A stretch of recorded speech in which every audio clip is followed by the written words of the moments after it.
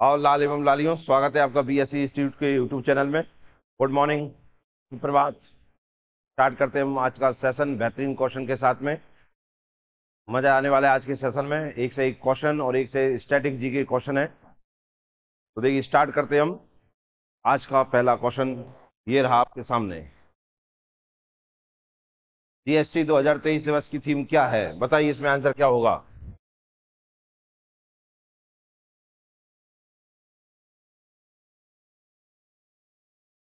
तो देखिए, इसका आंसर देखते हैं। इसका आंसर है इसका जीएसटी 2023।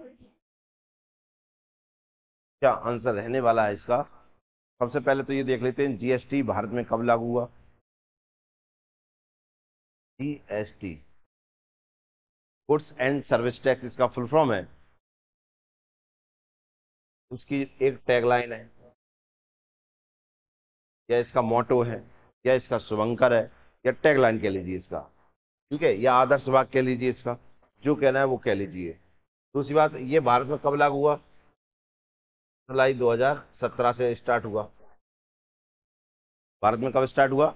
जुलाई 2017 से। क्लियर है। फर्स्ट स्टेट, भारत का पहला राज्य, भारत का सबसे लास्ट स्टेट जिसमें जीएसटी लागू हुआ। तो पहला है कौन सा? असम। लास्ट है जम्मू एंड कश्मीर। ठीक है ना। जीएसटी वर्ल्ड फर्स्ट, विश्व का पहला देश जहां पर जीएसटी आया तो वो है फ्रांस। 1954 में आया यहाँ पर। क्लियर है। अब हम इसमें क्या देखने वाले हैं, देखिए। जीएसटी है, कितने प्रकार का होता है। ठीक है ना। कितने रूप हैं जीएसटी के, वो कितने प्रकार का जीएसटी होता है, मतलब कि कितने अलग अलग टैक्स आते हैं इसमें, वो देखने वाले हैं। इसमें कौन से संविधान संशोधन के द्वारा ये भारत में लाया गया, मतलब कौन से कॉन्स्टिट्यूशन अमेंडमेंट के द्वारा ये भारत में आया, कौन से बिल था वो, कहां पर ये आया पहले। ये सारे के सारे हम इसमें एक एक करके क्वेश्चन देखते हैं। तो पहले हम इसका देखते हैं, इसकी टैगलाइन क्या है। इसकी टैगलाइन है one nation one tax one market, या एक बाजार। One nation one tax one market, ये इसकी टैगलाइन है। टैगलाइन तो ये हो गई। हमें देखनी थी इसकी क्या थीम। इसकी थीम है ये, सरलीकरण और आर्थिक विकास का जश्न मनाना। सरलीकरण एवं आर्थिक विकास का जश्न मनाना, celebrating simplification and economic growth. तो क्लियर है इसका। टैग देख लिया आपने। इसमें क्या टैगलाइन है इसकी? एक राष्ट्र एक कर एक बाजार, one nation one tax one market. ये तो इसका मोटो हो गया, आदर्श वाक्य हो गया। और इसकी थीम क्या देखी हमने? Simplification, sorry, celebrating simplification and economic growth of GST. तो क्लियर हो गए यहाँ। अब देखना इसके बेहतरीन एक से एक क्वेश्चन, मजा आ जाएगा उनमें। देखिए, विश्व में जीएसटी लागू करने वाला पहला देश कौन है? फ्रांस। फ्रांस में सबसे पहले लागू हुआ था। कब लागू हुआ था ये? 1954 में। हमारे इधर 2017 में, 1954 में किस संविधान संशोधन द्वारा भारत में जीएसटी लागू किया गया? किस कॉन्स्टिट्यूशन अमेंडमेंट? Constitution amendment. देखो, दो चीजें होती हैं। क्या होती है? एक होता है कॉन्स्टिट्यूशन अमेंडमेंट और एक होता है बिल। ठीक है। बिल मतलब हिंदी में कहे तो विधेयक। ये हो गया संविधान संशोधन। होता क्या है, लोकसभा हो या राज्यसभा हो, यहीं पे संविधान संशोधन होता है, तो बिल भी यहीं लाया जाता है। बिल लाया गया, मान के चलिए वो संविधान संशोधन नहीं हुआ, तो बिल तो आ गया था ना, तो बिल तो काउंट हो गया। अगली बार बिल लाया गया, अगली बार फिर पास हो गया, तो हुआ क्या? तो दो बिल आए गए, संविधान संशोधन एक हुआ। तो इसका क्या मतलब निकला? बिलों की संख्या हमेशा ज्यादा निकलेगी और संविधान संशोधन की संख्या हमेशा कम निकलेगी। किससे? विधेयक से या बिल से। तो इसे भी ध्यान रखना, जिससे आपको एक अंदाजा आ जाए। मैंने इसलिए बता दिया कि नंबर लिखूंगा मैं यहाँ पर, तो आपको समझ में आएगा बड़ा नंबर काय का रहेगा? हमेशा बिल का रहेगा। छोटा नंबर काय का रहेगा? हमेशा अमेंडमेंट का रहेगा। किस संविधान संशोधन के द्वारा भारत में जीएसटी लागू किया गया? तो संविधान संशोधन था 101, 101। ठीक है ना। और बिल कौन सा था? ये बिल था 121, 121वां बिल पास हुआ और वह विधेयक बन गया, वो संविधान संशोधन बन गया कौन सा, 101वां। क्लियर हुआ। नेक्स्ट देखिए, जीएसटी का वर्णन किस आर्टिकल में मिलता है? कौन सा आर्टिकल आपसे जीएसटी के बारे में बताता है? कौन सा आर्टिकल लिखा है जो आपको जीएसटी की जानकारी देगा? उसका आंसर है 279A। जीएसटी के ऊपर लिखा गया है। जीएसटी परिषद की अध्यक्षता कौन करता है? जीएसटी काउंसिल की चेयरमैनशिप कौन करता है? तो हमेशा जो करता है काउंसिल की, ये वेरी वेरी इंपॉर्टेंट क्वेश्चन है, क्योंकि हर साल जीएसटी काउंसिल की अध्यक्षता होती है, तो आपको ध्यान रखना पड़ेगा, प्रश्न पूछ सकता है आपसे। तो इसकी अध्यक्षता करता है वित्त मंत्री। कौन करता है? वित्त मंत्री, फाइनेंस मिनिस्टर।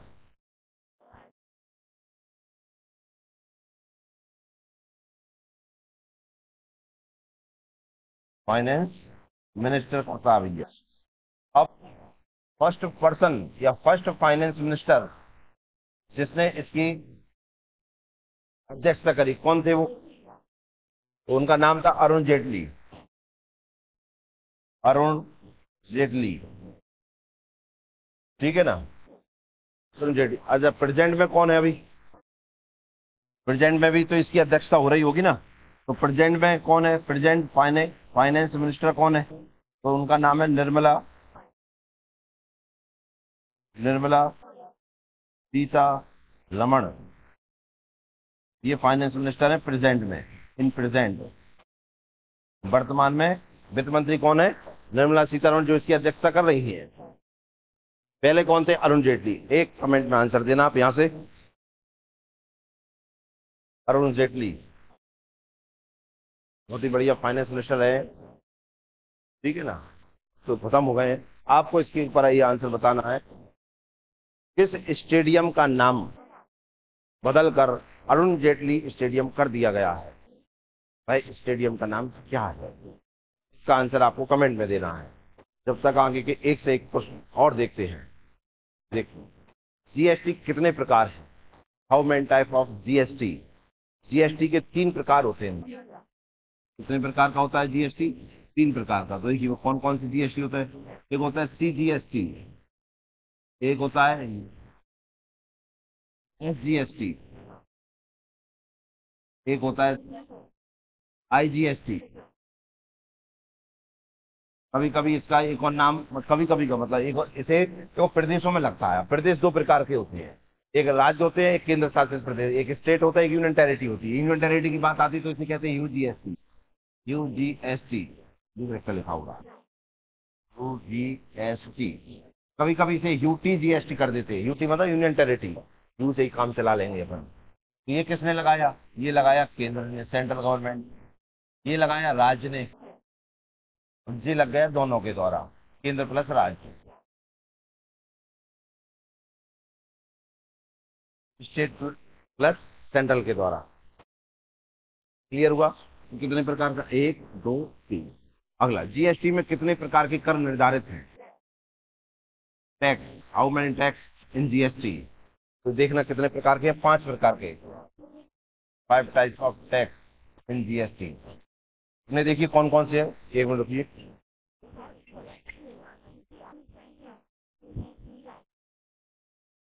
हाँ, तो जीएसटी का सुझाव किस समिति ने? 5 प्रकार पढ़ रहे थे, इसमें 5 प्रकार कौन कौन से हैं? 1 प्रकार, 2 प्रकार, 3 प्रकार, 4 प्रकार, 5 प्रकार।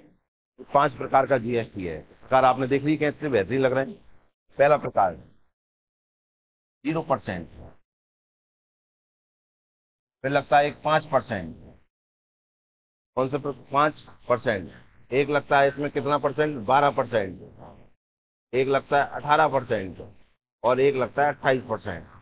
कितने प्रकार के टैक्स सम्मिलित हैं काय में? जीएसटी में 28% तक टैक्स लगता है इसमें। जीएसटी का स्वरूप किस समिति, कौन सी कमेटी ने जीएसटी लगाने की बात कही थी, बताइए। और वह कमेटी कब बनी थी, कब उसने सुझाव दिया था? ये वेरी वेरी इंपॉर्टेंट क्वेश्चन है ये। अभी तो कमेटी भयंकर चली, आप जानते हैं मणिपुर में अभी जातीय संघर्ष चल रहा है, वहां पर संघर्ष ज्यादा है, मणिपुर जल रहा है, तो वहां पे भी अभी एक शांति समिति बनी थी, एक जांच समिति बनी थी, बड़ी समिति चल रही है, तो क्वेश्चन इसमें से भी आ सकता है, ठीक है ना? क्योंकि जीएसटी अभी दिन बनाया आज 1 जुलाई को हमने, तो उसके कारण ये क्वेश्चन बन सकता है। जीएसटी का सुझाव किस समिति ने दिया था? तो इसका आंसर है विजय केलकर समिति। कौन सी है? विजय केलकर समिति। कब बनी थी ये? 2002। 2002 में ये कमेटी बनी थी जिसने जीएसटी का सुझाव दिया था। भारत में जीएसटी सबसे पहले किस राज्य में लगाया गया? असम। क्लियर है? सबसे लास्ट में कहां लगाया गया? जम्मू एंड कश्मीर। क्लियर है कि नहीं? जीएसटी किस प्रकार का टैक्स है? इनडायरेक्ट टैक्स है। इनडायरेक्ट।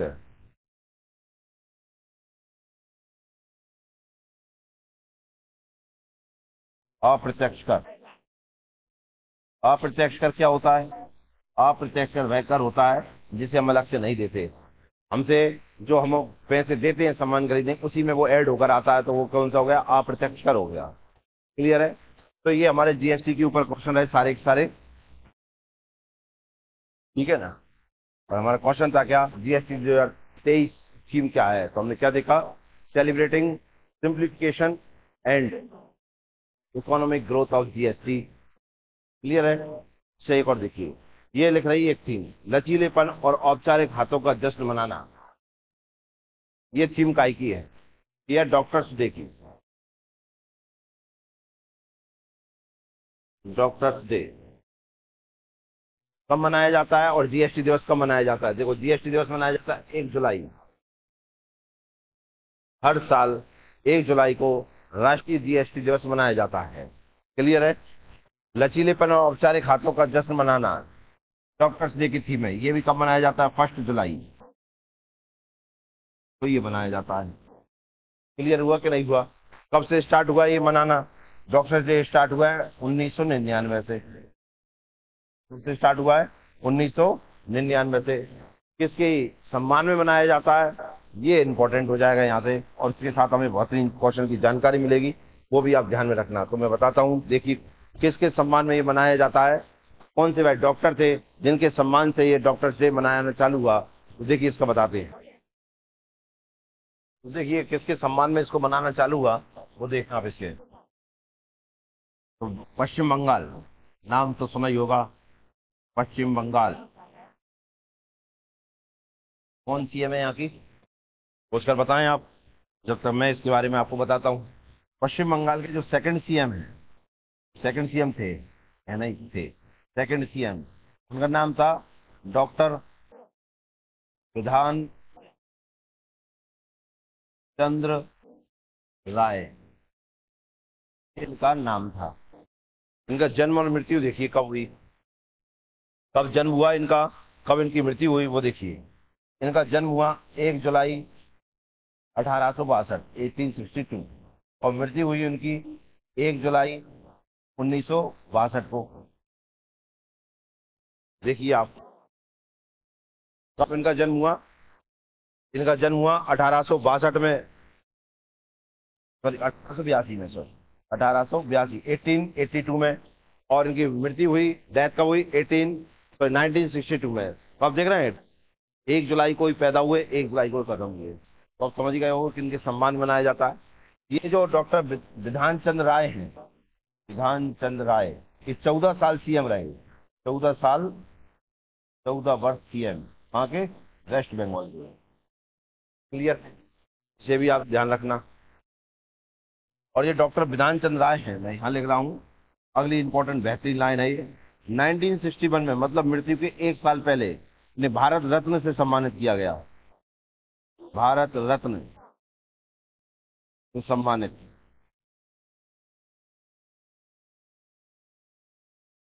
भारत रत्न से सम्मानित किया गया। 62 में मृत्यु हो गई थी इनकी।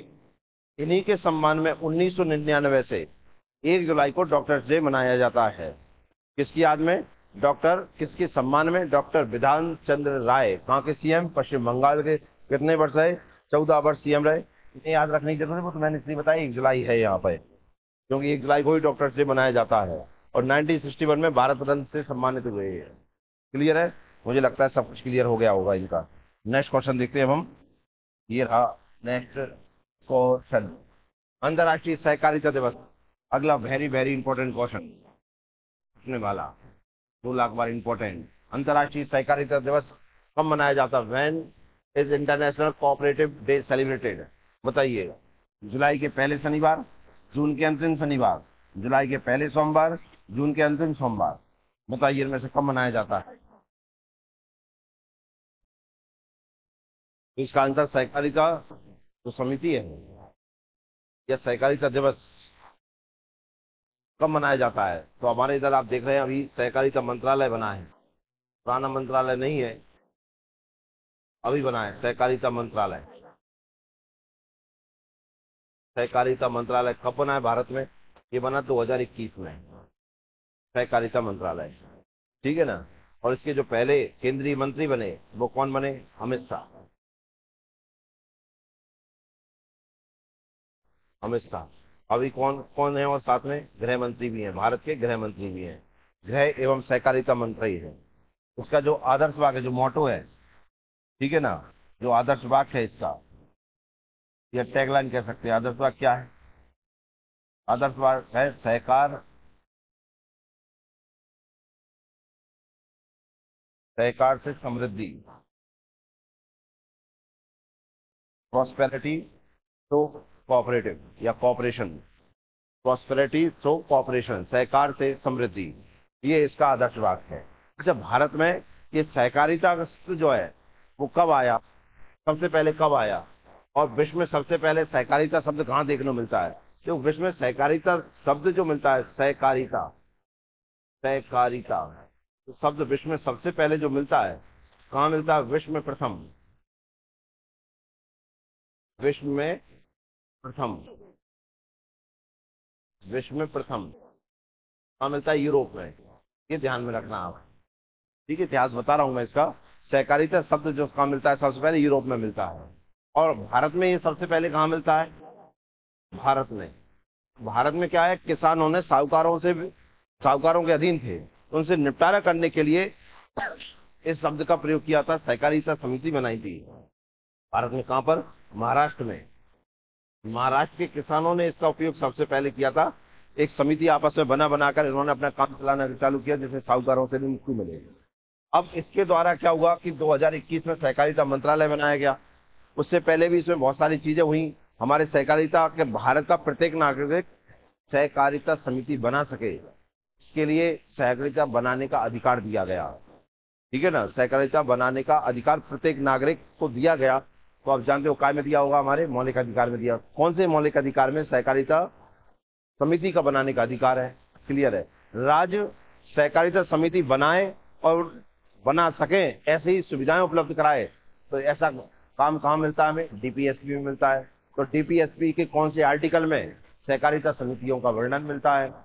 तो तीसरा, कौन सी अनुसूची ऐसी है, कौन सा शेड्यूल है जिसमें सहकारिता का वर्णन मिलता है? 3 क्वेश्चन हो गए। कौन सा संविधान का पार्ट है जिसमें सहकारिता का वर्णन मिलता है? ये 4 प्रश्न है जो वेरी वेरी इंपॉर्टेंट है। और आप जानते हैं ये अभी सबसे ज्यादा चर्चा का क्वेश्चन है। इस पे क्वेश्चन बनना तो 100% है। तो पहले तो इसका हम दिवस देख लेते हैं। जुलाई के पहले शनिवार को ये मनाया जाता है। जुलाई के पहले शनिवार को सहकारिता दिवस मनाया जाता है। अब इसके बारे में हम एक ही क्वेश्चन देखते हैं। पहला क्वेश्चन, सहकारिता की शुरुआत सबसे पहले किस देश में हुई? अब यार देखा हमने कहां पर हुई? यूरोप में हुई। क्लियर है। भारत में सहकारिता समिति शब्द किस राज्य में पहली बार आया? तो हमने देखा महाराष्ट्र के किसानों ने उसका उपयोग सबसे पहले किया साहूकारों से मुक्ति के लिए। सहकारिता समिति का वर्णन संविधान में कहाँ मिलता है? और सहकारी समितियों को संवैधानिक दर्जा और सुरक्षा कौन सा संविधान संशोधन प्रदान करता है? ये है क्वेश्चन, दोनों छपने वाले वेरी वेरी इंपॉर्टेंट करोड़पति प्रश्न। बताइए इनके आंसर क्या क्या है? तो देखिए, 2 तो मैंने आपको आंसर दे दिए। ये 2, ये वेरी वेरी इंपॉर्टेंट क्वेश्चन है। और अब मैं और इसके ऊपर क्वेश्चन बता रहा हूँ आपको। एक से एक क्वेश्चन देखने वाले हैं। पहले तो ये 2 करोड़पति क्वेश्चन का आंसर दो। सहकारी समिति का वर्णन संविधान में कहाँ मिलता है? तो ये मिलता है डीपीएसपी में। डीपीएसपी, राज्य के नीति निर्देशक तत्व। ठीक है ना, स्टेट पॉलिसी। इनमें भी कहाँ मिलता है? कौन से आर्टिकल में मिलता है? इसके इसके आर्टिकल नंबर मिलता है 43B। 43B। इसमें मिलता है। कब जोड़ा गया वो इसका मैं अभी बता रहा हूँ। और एक चीज का और ध्यान रखना, अभी तो डीपीएसपी पे 100% क्वेश्चन नहीं बनने वाले हैं। इस बार जो पेपर होंगे उनमें डीपीएसपी ही मिलने वाला है। क्यों? अभी आप सुन रहे होंगे सिविल कोड, ठीक है ना, यूसीसी। यूसीसी का जो वर्णन मिलता है, सिविल कोड, सिविल संहिता का जो वर्णन मिलता है, वो डीपीएस के आर्टिकल नंबर 44 में मिलता है। ठीक है ना। अभी कल या परसों की क्लास में डीपीएसपी के बारे में फिर बताया था मैंने आपको। और समितियों का वर्णन भी 43 में मिलता है। डीपीएसपी का जो वर्णन है मैंने आपको पिछली क्लास में बताया, तो आपको क्या बताना है, उसको बताना है। भाग मतलब पार्ट, किस पार्ट में का वर्णन है। एक आर्टिकल, कहां से कहां तक इसका वर्णन है। दो, तीसरा किस कंट्री से हमने डीपीएसपी लिए हैं, ये बताना है। ये 3 क्वेश्चन का आंसर देना, मैंने तीनों ही पिछली क्लास में बताए थे आपको। ठीक है ना, तो रिवीजन हो जाएगा अपना। सहकारी समितियों को संवैधानिक दर्जा मतलब संविधान में इनका वर्णन और सुरक्षा या संरक्षण भी लिखा जा सकता है। संरक्षण, कौन सा संविधान संशोधन प्रदान करता है, तो ये इंपॉर्टेंट और ज्यादा हो गए। जब ये हुआ था तभी इनका वर्णन यहाँ हो गया था। देखो संवैधानिक दर्जा जैसे ही मिलेगा इनको, कॉन्स्टिट्यूशन अमेंडमेंट जैसे ही होगा, वैसे ये संविधान में लिखा हो जाएगा। तो इसका आंसर इसमें ही छुपा हुआ है। तो देखिए 97 संविधान संशोधन, 97 व संविधान संशोधन मतलब कॉन्स्टिट्यूशन अमेंडमेंट, इसके द्वारा इसे संवैधानिक दर्जा या संरक्षण मिलता है, जिसके द्वारा ये संविधान में लिखा गया और कहा लिख दिया गया डीपीएसपी आर्टिकल नंबर 42B। कब हुआ था ये हुआ था 2011 में। 2011 में हुआ था। हुआ 2011 में था, लेकिन 2012 में जोड़ा गया था। 2012 में जोड़ा गया था। ठीक है ना। तो इस दोनों में से जो आपको ऑप्शन में दिखे, आपको लगा 2011 और 2012, ऑप्शन कोई दिखेगा उसके हिसाब से पूछ सकता है वो। 2011 में कौन सा अमेंडमेंट हुआ जिसे जोड़ दिया गया, कब? 2012 में। कौन सा संविधान बता दिए? 97 पर संविधान संशोधन था। 2 करोड़पति क्वेश्चन हो चुके हैं। नेक्स्ट देखते हैं अपन, सहकारी समिति बनाने का अधिकार। देखिए वेरी वेरी इंपॉर्टेंट क्वेश्चन, बनाने का अधिकार। और सारे अधिकार कहाँ में दिए? हमारे मौलिक अधिकार में। मौलिक अधिकार, फंडामेंटल राइट, ठीक है ना। उनमें इनका वर्णन कहाँ मिलता है? सहकारी समिति भारत का प्रत्येक नागरिक बना सकता है। आप भी बना सकते हैं, मैं भी बना सकता हूँ, सब बना सकते हैं। कौन से आर्टिकल के थ्रू बना सकते हैं? भारत में संविधान, भारत के संविधान की कौन सी अनु शेड्यूल में सहकारी समितियों का वर्णन है? और भारत में सहकारी कामकाज के संबंध में संविधान में कौन सा भाग जोड़ा गया है? अगले 3 करोड़पति क्वेश्चन, 1 2 3 और 2 कर लिए 5, 5 करोड़ रुपए या 5 करोड़पति प्रश्न होगा ये आपको। इनके आंसर बताइए, बताइए इनके आंसर क्या है। अच्छा, मौलिक अधिकार 1 2 3। देश, कौन से देश से लिए हैं? दूसरा पार्ट, भाग, किस भाग में? तीसरा अनुच्छेद मतलब आर्टिकल, किस आर्टिकल में? बताइए। मौलिक अधिकार कहाँ से लिए हैं हमने, ये बताएं। भाग कौन सा है? भाग 3 है। आर्टिकल कहाँ से है? 13 से लेके 35 तक है। सॉरी, आर्टिकल नंबर 12 से 35 में इनका वर्णन है। भाग 3 है। देश, आप बताइए कौन सा है। ठीक है। और भारत के संविधान कौन सी अनुसूची में सहकारी समितियों का वर्णन मिलता है? कौन सी अनुसूची है? तो वो है 7वीं अनुसूची। 7वीं अनुसूची, 7वीं अनुसूची में इनका वर्णन मिलता है। भारत में सहकारी कामकाज के संबंध में संविधान में कौन सा भाग जोड़ा गया? तो भाग जोड़ा गया 9B।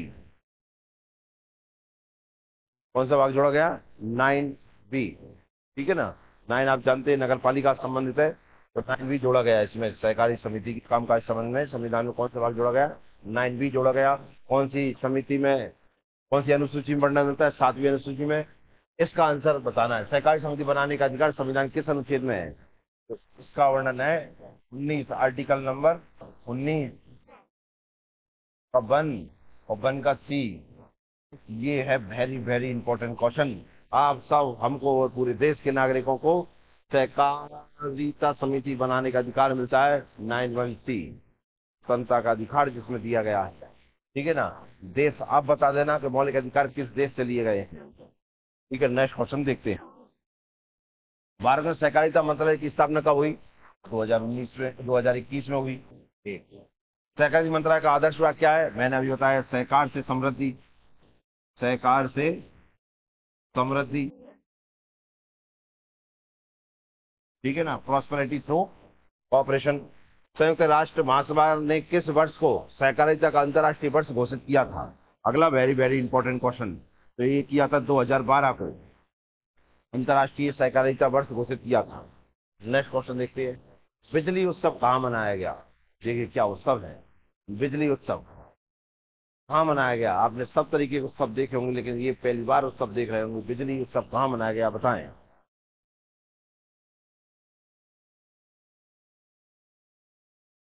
तो देखिए इसका आंसर देखते हैं, बिजली उत्सव कहाँ मनाया गया। तो पहले तो ये देखते हैं किसके द्वारा मनाया गया। देखना, एक महारत्न कंपनी है सरकार की, महारत्न, महारत्न कंपनी, महारत्न कंपनी जिसका नाम है क्या? महारत्न कंपनी का नाम है REC लिमिटेड। समझ जाते हैं, REC लिमिटेड, ये कंपनी है सरकार की, महारत्न कंपनी। इसकी स्थापना हुई थी 1969 में। इसका हेडक्वार्टर है कहाँ पर? इसका हेडक्वार्टर है कहाँ पर? दिल्ली में। क्लियर? क्या काम रहता है इसका? इस कंपनी का काम रहता है बिजली क्षेत्र की के विकास और उसको वित्त प्रदान करना। ठीक है, फाइनेंस और उसके डेवलपमेंट पर ध्यान देना।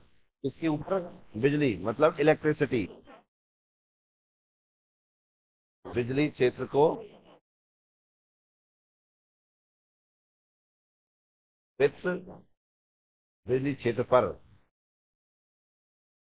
बिजली क्षेत्र पर, बिजली क्षेत्र पर वित्त का विकास पर ध्यान देना।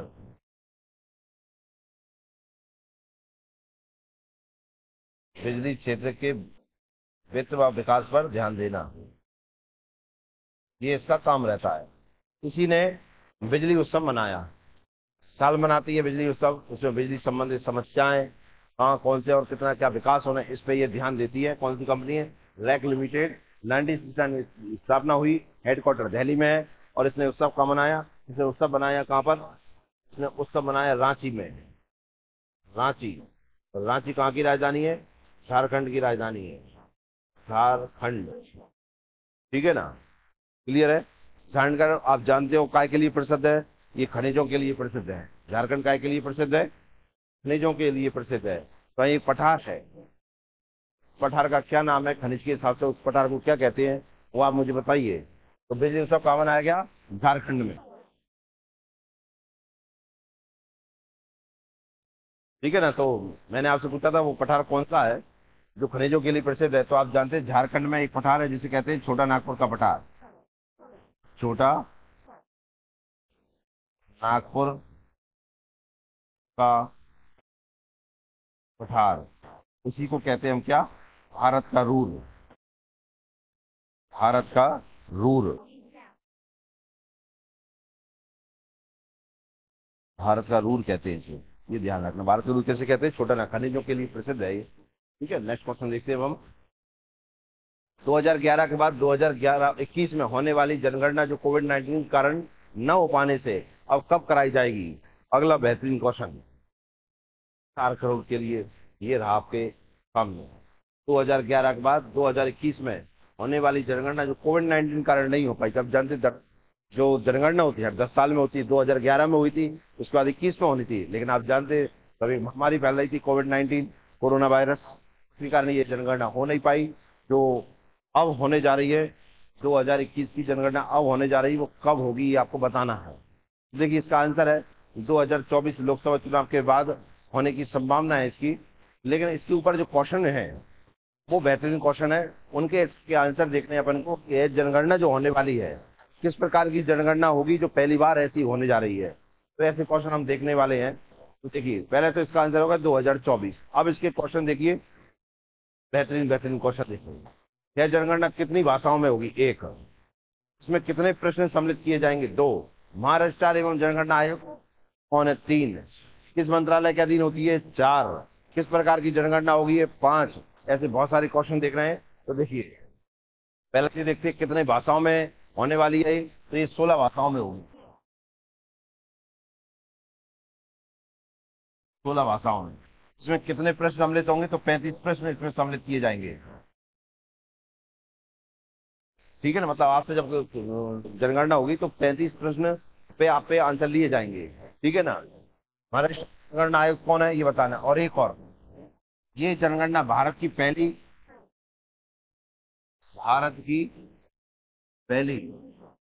डिजिटल जनगणना होगी।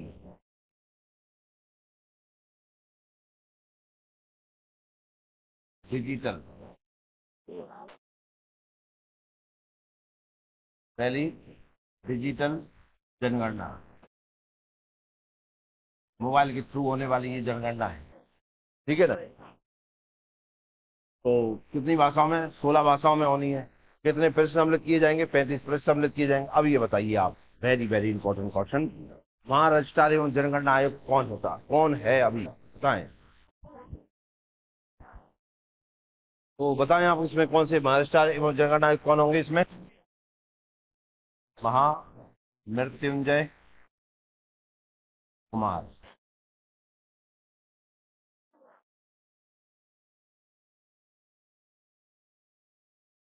ये इसके कौन होंगे? महाराष्ट्र एवं जनगणना आयुक्त होंगे। इसमें कौन? महामृत्युंजय कुमार, ये इनके जनगणना आयुक्त होंगे। कितनी भाषाओं में होने जा रही है? कितनी भाषाओं में होने जा रही है? 16 भाषाओं में होने। भारत की किस प्रकार की पहली जनगणना होगी? डिजिटल जनगणना होगी। मतलब डिजिटल मतलब मोबाइल ऐप से,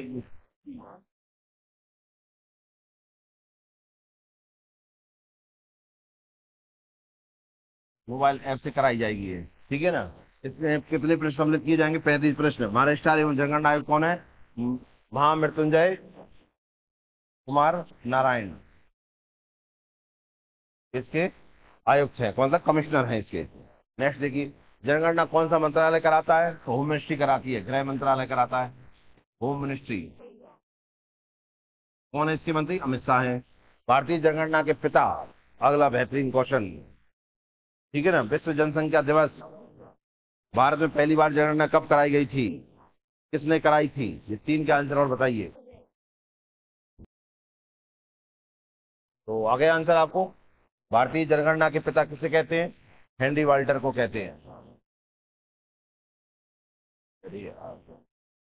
हेनरी वाल्टर, हेनरी वाल्टर को कहते हैं। विश्व जनसंख्या दिवस कब मनाया जाता है? 11 जुलाई को मनाया जाता है। भारत में पहली जनगणना कब कराई गई थी? 1972 में कराई गई थी। सॉरी, 1872 में कराई गई थी। सॉरी सॉरी सॉरी, 1872 में। किसके द्वारा कराई गई थी? लॉर्ड मेयो के द्वारा कराई गई थी। कौन वायसराय था? लॉर्ड मेयो, अंग्रेजों द्वारा कराई गई थी। ठीक है, 1872 में। नेक्स्ट देखिए क्वेश्चन, भारत में नियमित रूप से प्रत्येक 10 वर्ष में जनगणना कब से प्रारंभ हुई? एक। 2011 की जनगणना कौन से नंबर की जनगणना थी? दो। किस वर्ष को जनगणना का महाविभाजक काल कहते हैं और किस वर्ष की जनगणना को लघु विभाजक का काल कहते हैं? अगले बेहतरीन क्वेश्चन बताएं, इन सबके आंसर आप क्या क्या होंगे देखें। तो देखिए, इनके एक एक करोड़पति क्वेश्चन के आंसर देखते हैं अपन। भारत में नियमित रूप से जनगणना कब से प्रारंभ हुई? नियमित रूप से मतलब 10 वर्ष, 10 की जनगणना डेके कब से प्रारंभ हुई? तो 1872 से तो भारत में प्रारंभ हुई थी। फिर बाद में ही हुई होगी तो 1881 से। ये करवाई किसने? लॉर्ड रिपन ने। Lord Ripon. ठीक है ना। ना भैया, है ना कि नहीं, पोलियो हो चुका है इन्हें भारी मात्रा में। 2011 की जनगणना कौन से नंबर की जनगणना थी? देखना, ये भारत की 15वीं जनगणना थी। 15 नंबर की 15वीं जनगणना। लेकिन इसका क्वेश्चन ध्यान रखना, आजाद भारत की, आजाद भारत की 7वीं जनगणना थी, 7th। ठीक है ना, ये दोनों ध्यान रखना। ये 15वीं 7वीं, 15वीं ऑल ओवर में, 7वीं इंडिपेंडेंट इंडिया की। अब जो होगी वो कौन सी होगी? 8वीं, और वैसी हो जाएगी 16वीं। और एक और ध्यान रखना, 2011 की जो जनगणना थी ये जाति आधारित जाति आधारित दूसरी जनगणना थी।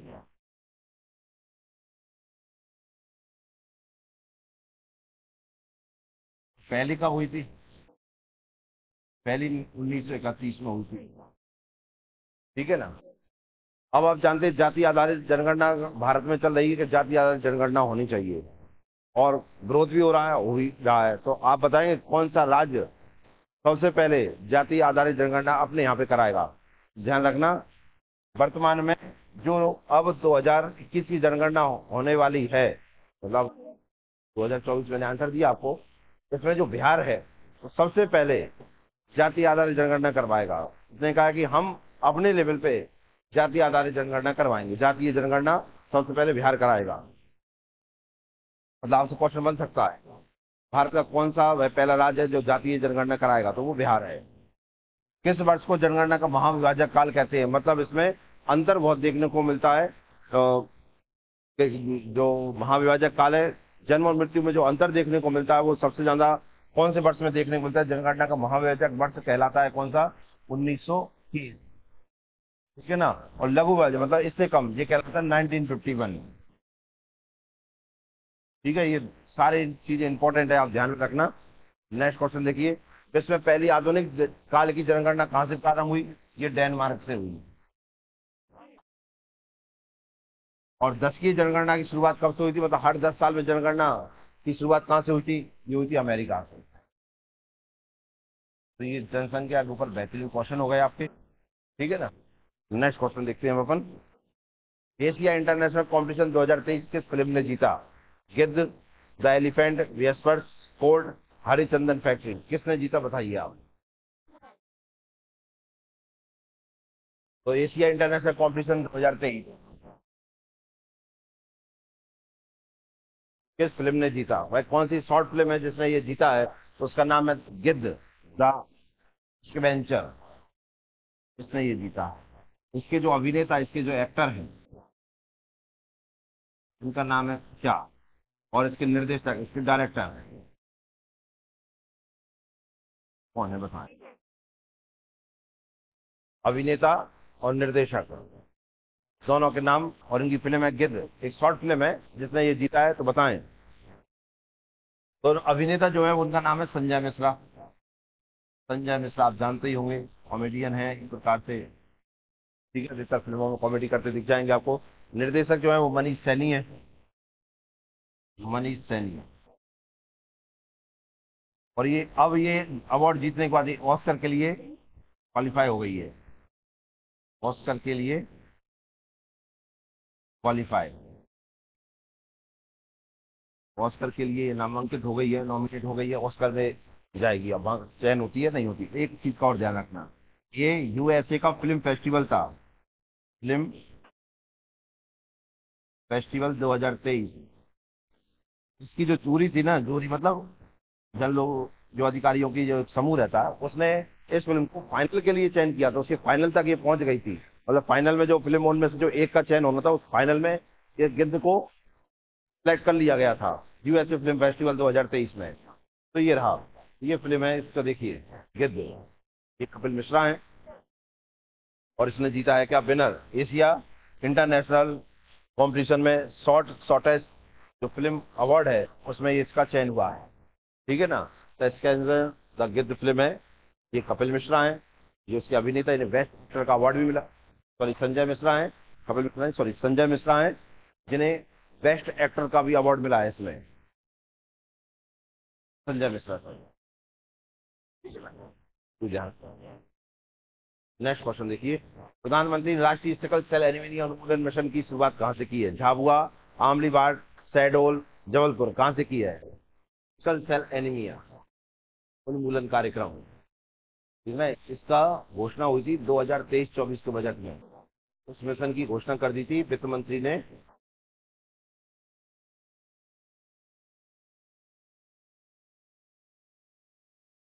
वित्त मंत्री ने इसकी घोषणा करी थी 23-24 में।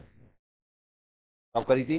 23-24 के जो बजट था, उसमें इसकी घोषणा करी थी। तो अभी प्रधानमंत्री ने इस मिशन को लॉन्च कर दिया।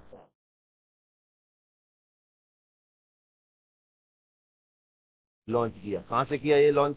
ये किया एमपी में लॉन्च। एमपी में भी कहाँ से किया, ये शहडोल से लॉन्च किया, शहडोल।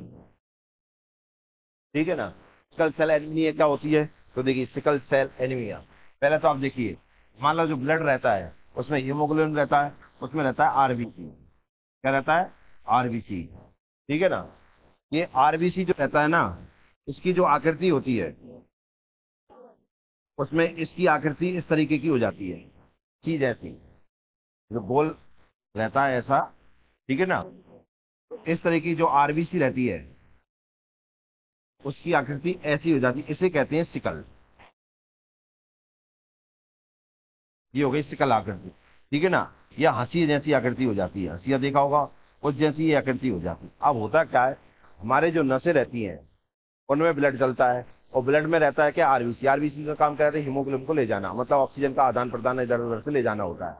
अब हुआ क्या, जब तक ऐसी आकृति है तब तक हमारी नसों में आराम से ये जा सकती है, और जैसे ही इसकी ये आकृति हुई, ये नसों में आगे नहीं जाती है और अड़के रह जाती है, जिसके कारण नसों में क्या हो जाता है, ब्लॉकेज हो जाता है। क्या हो जाता है, ब्लॉकेज हो जाता है। और ब्लॉकेज नसों में जगह जगह पे हो जाता है, तो आप जानते हैं ब्लड का संचार रुक जाता है। इसके बाद अटैक आने की समस्या हो जाती है। ऐसी बीमारी भारत में जनजातियों में सबसे ज्यादा देखने को मिलती है, और अब जनजाति के अलावा जो गैर जनजाति आबादी है उनमें भी देखने को मिलने लगी है। इस कारण से इस मिशन को लॉन्च किया गया है।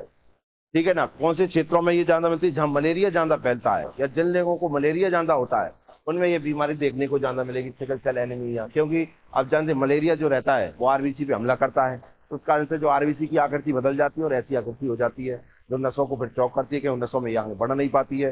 तो ये ना हो तो सबसे पहले मलेरिया से बचा जाए। ठीक है ना। तो मलेरिया उन्मूलन का भी कार्यक्रम हमारे देश में चल रहा है कि मलेरिया ना हो।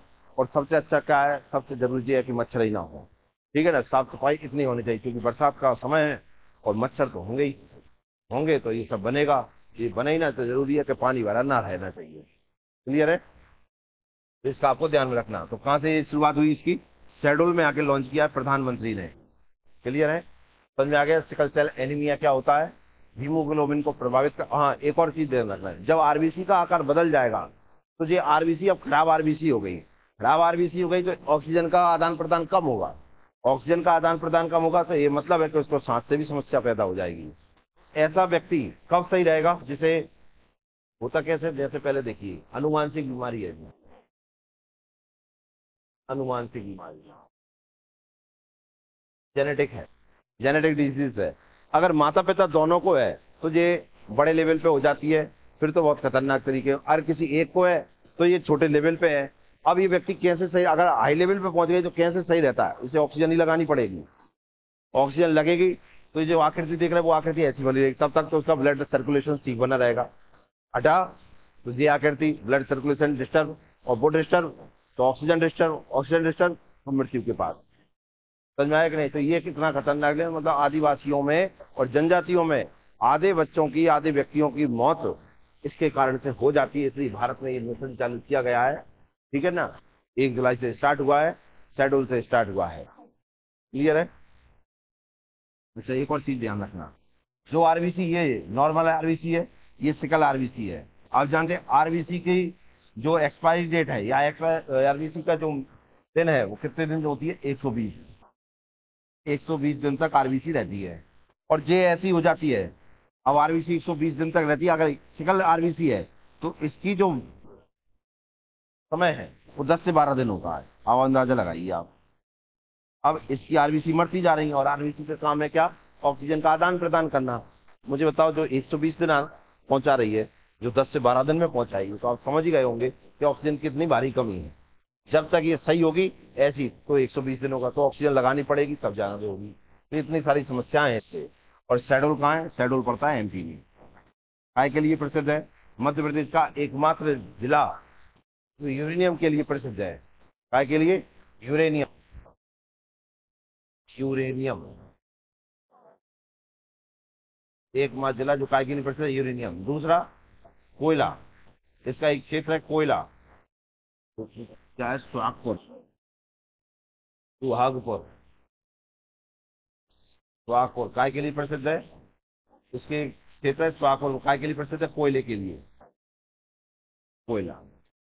ठीक है। कोयले की परत जो पाई जाती है वो एशिया की सबसे मोटी परत पाई जाती है कहाँ पर? शहडोल। और शहडोल पास सिंगरौली है, यहाँ पर कोयला सबसे ज्यादा मिलता है, तो आपको ध्यान रखना है।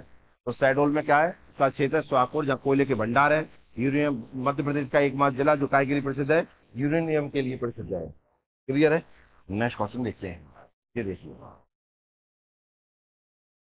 3.97 करोड़ 1 जुलाई 2023 को शहडोल मध्य प्रदेश से इसको लॉन्च किया है। इसने लॉन्च किया है प्रधानमंत्री ने, the national sickle cell anaemia elimination mission. Clear है? नेक्स्ट क्वेश्चन देखें। भारत की G20 अध्यक्षता में 100वीं बैठक, अब इस तरीके से अब इतनी बैठक हो रही ना, तो ऐसा क्वेश्चन बन सकता है, इसलिए एक क्वेश्चन ऐसा बनाया है मैंने कि आप इससे ध्यान रखो। 100वीं बैठक किस शहर में आयोजित की गई? गंगटोक, वाराणसी, पुणे, भोपाल। बताइए कहां पर की गई? तो इसका आंसर है वाराणसी में आयोजित की गई, और वो भी कौन सी? कृषि वैज्ञानिकों की। कृषि वैज्ञानिक, ठीक है ना? वाराणसी मतलब यूपी। गंगटोक की मैंने पढ़ाई थी आपको, स्टार्टअप 20 है यहाँ पर।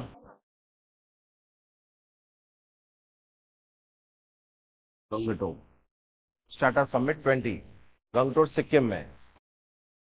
यहाँ पे विज्ञान 20 पुणे की और गोवा की। आप बताइए, पुणे में और एक गोवा में भी आयोजित की गई थी, गोवा, यहाँ की भी आप बताइए। ठीक है ना? नेक्स्ट क्वेश्चन देखते हैं हम अपन। तो बताइए नेक्स्ट क्वेश्चन देखिए। एससीओ की 23वीं, सॉरी,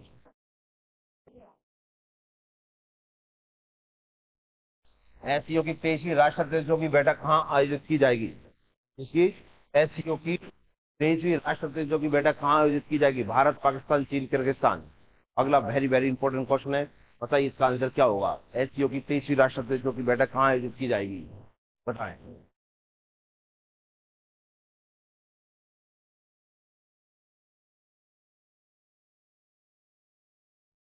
तो बताइए इसका आंसर क्या होगा? एससीओ की 23वीं राष्ट्रध्यक्षों की बैठक कहाँ आयोजित की जाएगी? तो ये आयोजित की जाएगी भारत में। आयोजित की जाएगी भारत में। और इसके जो सहयोगी देश, इसके जो सदस्य देश हैं, वो भी इसमें सब में भाग लेंगे। तो नहीं, चाइना ही भारत में आएगा। राष्ट्राध्यक्ष जो है जिनपिंग, वो भी भारत आएंगे। इससे संबंधित की और जानकारी देखते हैं। ये एससीओ सदस्य कितने सदस्य हैं? 1 2 3 4 5 6 7 8 सदस्य हैं। ये 8 ही एक साथ सम्मिलित नहीं हुए, हुआ क्या वो सुने। चाइना, ये जो आप चाइना देख रहे हैं, चाइना, और यहां से लेकर Kazakhstan. China, Kazakhstan, Kyrgyzstan, Russia और तजाकिस्तान, इन दो, 2 4 5, इन 5 ने एक संगठन बनाया जिसका नाम था संघाई 5। कब बनाया इन्होंने? इन्होंने बनाया 1996 में। कब बनाया? 1996 में।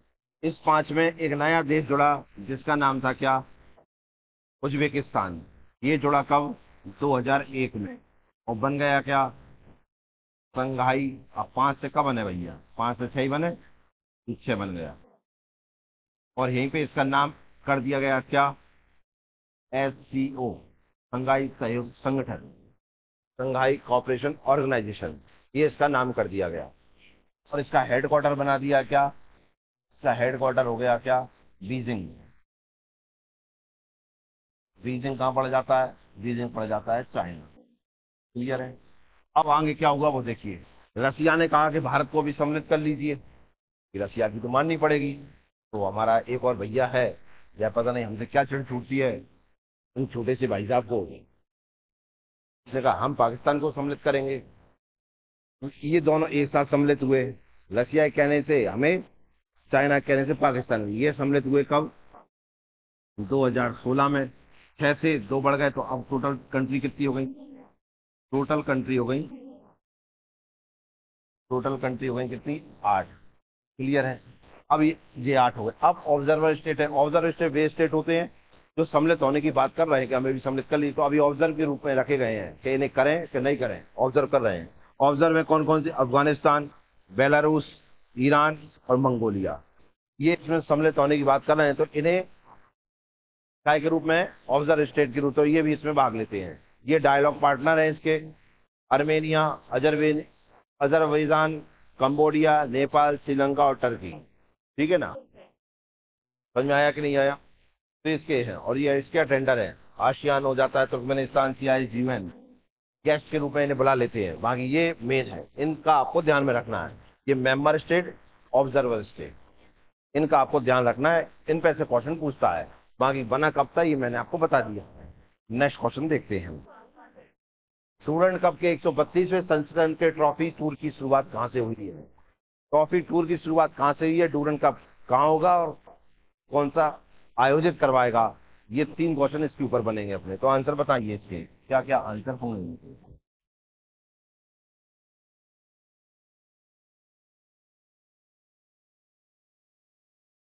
देखिए, कौन सा कप देख रहे हैं हम देख रहे हैं डूरंड कप। डूरंड कप, पहले तो मैं इसके बारे में बता दूं, ये हुआ था स्टार्ट कब, 1888 में ये स्टार्ट हुआ था। एशिया का सबसे पुराना टूर्नामेंट है। एशिया का सबसे पुराना टूर्नामेंट, क्लियर है। और विश्व का तीसरा सबसे पुराना।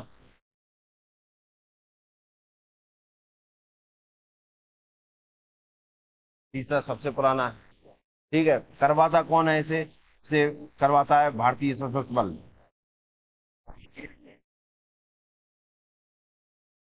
सशस्त्र बल, इंडियन आर्मी से करवाती है। ठीक है, चर्चा में से, क्योंकि 27 साल बाद हो रहा है, ये अभी बीच में रुका हुआ था और 27 साल बाद हो रहा है। कहाँ पर इसका आयोजन होगा? तो आयोजन होने जा रहा है कहाँ पर? आयोजन होगा कहाँ पर? कोलकाता में। यहाँ से शुरुआत होना है। अकेले कोलकाता में नहीं होगा, ये सिक्किम में भी होगा और असम में भी होगा। तो कोलकाता में इसका आयोजन होगा। क्लियर है। एक और ध्यान रखना है, जो जीतता है, जीतने वाली जो टीम होती है, जीतने वाले को 3 ट्रॉफी मिलती है इसमें। 3 ट्रॉफी मिलती है। 3 ट्रॉफी देखिए कौन कौन। एक शिमला ट्रॉफी मिलती है, क्योंकि इसकी शुरुआत शिमला से हुई थी। दूसरी, दूसरी में प्रेसिडेंशियल ट्रॉफी मिलती है इसमें, प्रेसिडेंट ट्रॉफी, क्योंकि राजेंद्र प्रसाद जो थे, पहले जो राष्ट्रपति राजेंद्र प्रसाद जो थे, उन्होंने इसकी ट्रॉफी दी थी, तो एक उनके नाम से हो गई। तीसरी ड्यूरेंट कप ट्रॉफी मिलती है। तो जीतने वाले को 3 ट्रॉफी, एकमात्र ऐसा गेम है जो जीतने वाली टीम को 3 ट्रॉफियां मिलती हैं। तो ये हो गया। तो शुरुआत कहाँ से हो रही है इसकी टूर की शुरुआत? ये तो आयोजन स्थल है कोलकाता, टूर की शुरुआत हो रही दिल्ली से। अच्छा, इसकी जो, इसको जो स्टार्ट कर रहा है, इसके जो हरी झंडी दिखाई है इसको, तो मैं आपको बता रहा हूँ। तो देखिए 3 व्यक्ति हैं, 4 व्यक्ति, इन चारों के नाम कौन कौन है आप बताइए। ये डूरन कम एशियाज ओल्डेस्ट कप सिंस 1888। बताइए कौन इसको कर रहा है?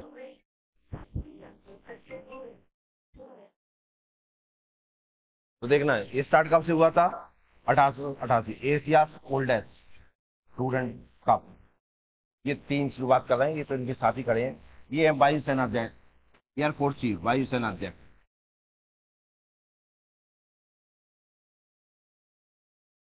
ये वायुसेना अध्यक्ष है, आर्मी चीफ। और ये है आर्मी चीफ।